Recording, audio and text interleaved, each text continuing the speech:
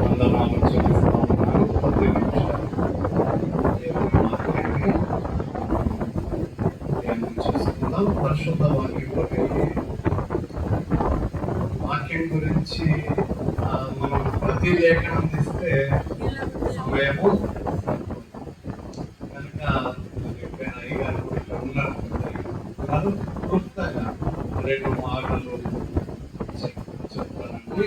ఈ సమయంలో ఈ వివాహము అనేది దేవుని వలన ఏర్పాటు చేయబడినది. వివాహము దేవుడే ఏర్పాటు చేశాడు. దేవుడు ఏర్పాటు చేయడానికి గల కారణం ఏంటంటే సృష్టిని చేసింది దేవుడే కనుక. సృష్టిని చేసి ఆ సృష్టిలో ఉండడానికి మానవుని నిర్మించడము జరిగింది. మొదటిగా దేవుడు పురుషుణ్ణి చేశాడు, అతని పేరు ఆదాము. ఆ తర్వాత అతని ద్వారా అనగా అతనికి నిద్ర కలగజేసి అతని ప్రక్కటెముకను అని ఉంటుంది. ప్రియమైన దేవుని బిడ్డలారా, అతనిలో ఉన్న బాడీలో నుండి ఒక ఎముకను తీసి దేవుడు స్త్రీని నిర్మించడము జరిగింది. ప్రియమైన దేవుని సృష్టి చాలా ఆశ్చర్యకరంగా ఉంటుంది. ఒక మానవుడు ఈ సృష్టిని నిర్మించలేదు. మానవుడు ఏ పురుగు వల్ల కానీ జంతువు వల్ల కానీ కలగలేదు. ప్రియమైన దేవుడే మానవుడిని నిర్మించాడు. ఆదిలోనే దేవుడు స్త్రీగాను పురుషునిగాను నిర్మించడం జరిగింది. వారిద్దరికి వివాహము చేయడం కూడా జరిగింది.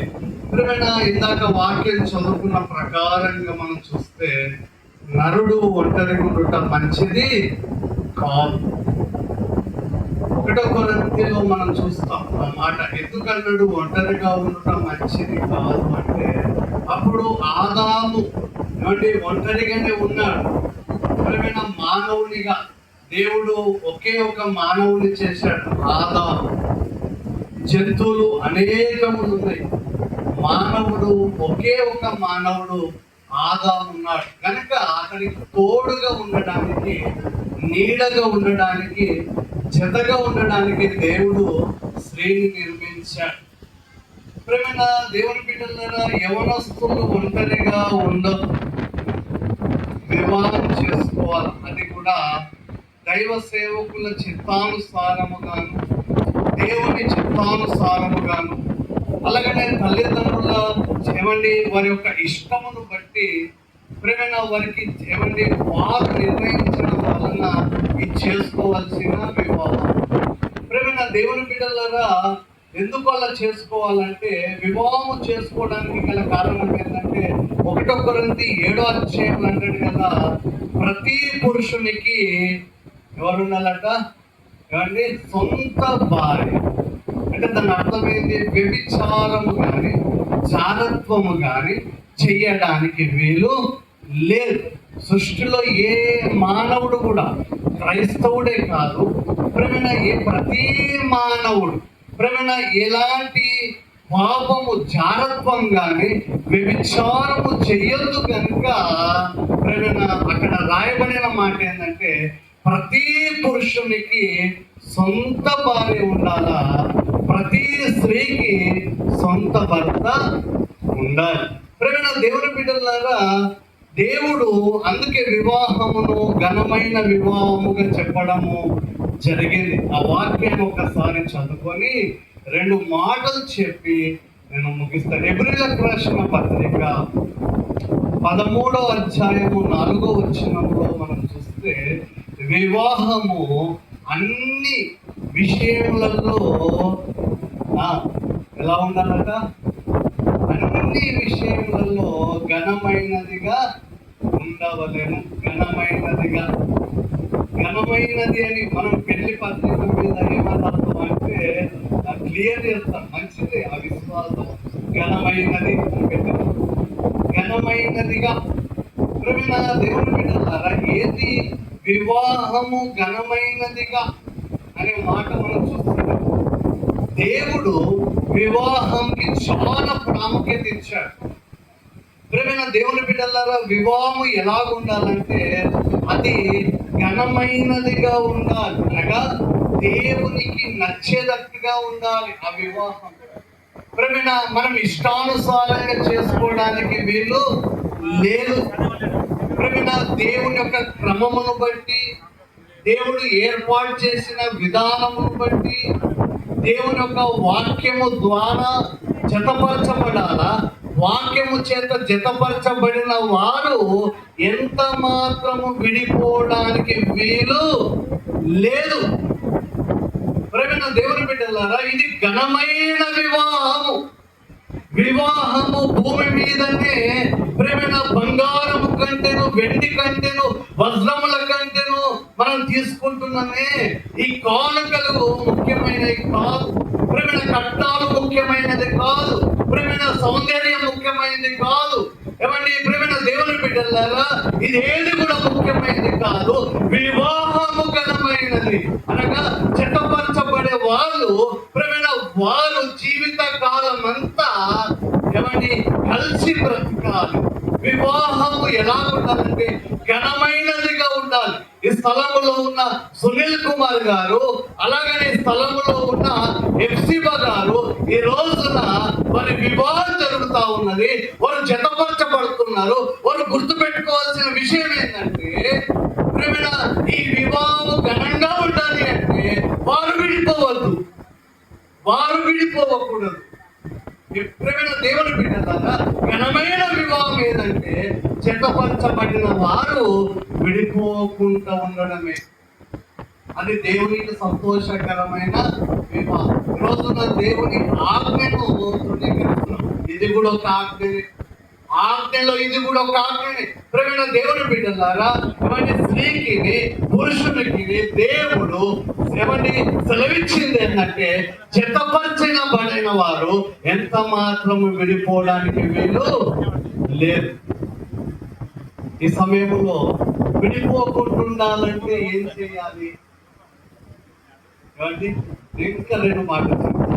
ప్రేమ వివాహం ఘనంగా ఎప్పుడు ఉంటుంది? సునీల్ కుమార్ గారు చెప్పాలి. ఏమండి ఇది ఎవరి వివాహం? మీ వివాహం కదా సిస్టర్. ఇప్పుడు విడిపోకుండా చెప్పాలా మీరు? విడిపోకుండా మీరు ఉన్నప్పుడు ఇది ఘనమైన వివాహం. ప్రేమ దేవుడు వినాలా? అయితే విడిపోకుండా ఉండాలంటే ప్రేమ భార్య గాని భర్త గాని ఏమండి వారు విడిపోవద్దంటే దాంపత్య జీవితంలో ప్రేమ దేవుని బిడ్డలారా ప్రేమ అనురాగం అనేది ఉండాలి. చూడండి మొదటి మాట ఏమండి వారు హత్తుకునే వారికి ఉండాలి. ఆదికాండం 2:24 చదివా. ఏమండి ఆ మాట చదివినట్లయితే అక్కడ ఉంటుంది, తల్లిదండ్రులను విడిచి తన భార్యను హత్తుకొనును అనే మాట. మత్తయి సువార్త 19:5 కూడా ఏమండి ప్రేమ వారిద్దరూ హత్తుకోవాలి. అలాగనే ఎఫెసీయులకు రాసిన పత్రిక 5వ అధ్యాయం ఇందాక చదివిన ఆ లేఖనంలో కూడా భార్య భర్త పురుషుడు స్త్రీ వివాహము చేసుకున్న ఏమండి వారి ఇరువురు కూడా హత్తుకునే జీవితం. ఈ హత్తుకొనుట అనేది ఏమండి ట్రూత్ లవ్, అనగా నిజమైన ప్రేమ. ఏ ప్రేమ ఉండాలా? వివాహము విడిపోకుండా ఉండాలంటే బంధము విడిపోకుండా ఉండాలంటే ప్రేమ వారిద్దరి మధ్యలో ఉండవలసింది ఏంటంటే నిజమైన ప్రేమ కాదు, నిజమైన ప్రేమ. కాబట్టి ఏ ప్రేమ ఉండాలా? నిజమైన ప్రేమ ఉండాలి. చూడండి నిజమైన ప్రేమ ఎలాగుంటదంటే నేను కొన్ని విషయాలు చెప్తాను. అది స్వచ్ఛమైనదిగా ఉంటుంది, ఏమండి అది నిర్మలమైనదిగా ఉంటుంది, ఏమండి మాలిన్యము లేనిది అనగా కల్మషము లేనిదై ఉంటుంది ఆ ప్రేమ. ఎలాంటి కల్మషము ప్రేమ భార్య భర్తల మధ్య ఎలాంటి కల్మషం ఉండకూడదు. కల్మషం ఉంటే ప్రేమైన ఆ వివాహ బంధం అనేది విడిపోవడం అని జరుగుతుంది. ఈ రోజున ఎలా వివాహం చేసుకుంటా ఉంటారు?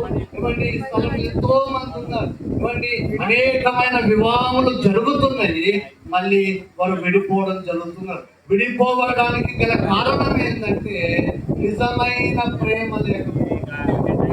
నిజమైన ప్రేమ అనేది ఉంటే, ప్రేమైన దేవుని బిడ్డలారా, వివాహ బంధం అనేది ఎంత మాత్రము కూడా చెదిరిపోనే ఇది చాలా ప్రాముఖ్యమైనది.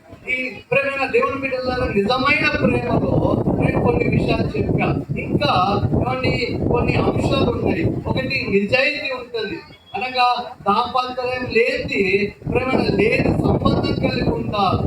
ప్రేమైన వారిద్దరు కూడా ఓపెన్ హార్ట్ నిజమైన మనస్సు కలిగి, నిజమైన ప్రేమ కలిగి, హృదయపూర్వకంగా ఒకరికొకరు కూడా చక్కగా ప్రతి విషయాన్ని కూడా మాట్లాడుకోవాలా. సమస్య వస్తే ఇద్దరు కలిసి దేవుని సన్నిధానంలో ప్రార్థన చేసుకునేటట్టుగా వారు ఉన్నారు. ప్రేమైన దేవుని బిడ్డలారా, రెండోదిగా మనం చూస్తే అంగీకారం అనగా భాగ్యస్వామిని లోపములు కూడా అయితే ఎలాంటి లోపం ఉన్నా ప్రేమైన ప్రేమించే ప్రేమ అనేది ఉండాలా. ఏదైనా లోపం ఉన్నదా ప్రేమైన అయినప్పటికీ సరే ప్రేమైన ఆ లోపాన్ని ప్రేమతో సరిచేసి ప్రేమైన వారిద్దరు కూడా ప్రేమ అనురాగం కలిగి ఉండాలి. మూడోదిగా నిజమైన ప్రేమలో త్యాగం ఉంటుంది. నిజమైన ప్రేమలో త్యాగం ఉంటుంది. ఎటువంటి ప్రేమైన దేవుని బిడ్డలాగా ఇక్కడ దేవుని వాక్యంలో మనం చూసినట్లయితే ప్రేమైన వారిద్దరు కూడా ఎలాంటి సమస్య వచ్చినా సరే ప్రేమైన అది ఎంత కష్టమైనా సరే ఇరుగురు కూడా ప్రేమైన వారు ప్రేమ కలిగి వారు ఒకరికొకరు నేనున్నా, నువ్వు బాధపడకు, నేనున్నానని ఆదరించుకునే వారిగా వారు ఉండాలా. ప్రేమైన నాలుగోదిగా నిజమైన ప్రేమలో నమ్మకత్వం అనేది ఉంటుంది. ఏముంటదండి? ఎటువంటి పరిస్థితుల్లో అయినను తోడుగా ఉండాలి. అర్థమైనా? ఎటువంటి పరిస్థితుల్లో అయినను ఎలా ఉండాలా? తోడుగా ఉండాలి. ప్రేమైన దేవుని బిడ్డలారా, నిజమైన ప్రేమ బంధాన్ని జీవిత కాలం అంతా కొనసాగుతుంది. ఒకటి ప్రేమైన బంధము జతపరచబడే వీరు వారు విడిపోకుండా ఆనందంగా ఉండాలంటే వారిద్దరికి నిజమైన ప్రేమ ఉండాలా. రెండోదిగా అండర్స్టాండ్ అనేది ఉండాలి, అవగాహన. ప్రేమైన దేవుని బిడ్డలారా, అర్థం చేసుకునే వారిగా ఉండాలి ఒకరికొకరు. మూడోదిగా అన్నిటికంటే ప్రాముఖ్యమైనది దేవుని యందు భయభక్తులు కలిగి ఉండాలి. నిజమైన ప్రేమ ఉండాలన్నా, అర్థం చేసుకునే మనసు రావాలన్నా మీకు ఉండవలసింది ఏంటంటే దేవుని నమ్మారు కదా, రక్షణ పొందారు కదా, సరైన రీతిలో దేవుని సన్నిధికి వెళ్ళాలా. ప్రేమైన మంచి భక్తి చేయాల, మంచి ప్రార్థన జీవితం కలిగి ఉండాలి. దేవుని మార్గంలో నడిస్తే ప్రేమైన ఈ బంధం అనేది శాశ్వత కాలము ఆనందమైన బంధముగా ఉంటుంది.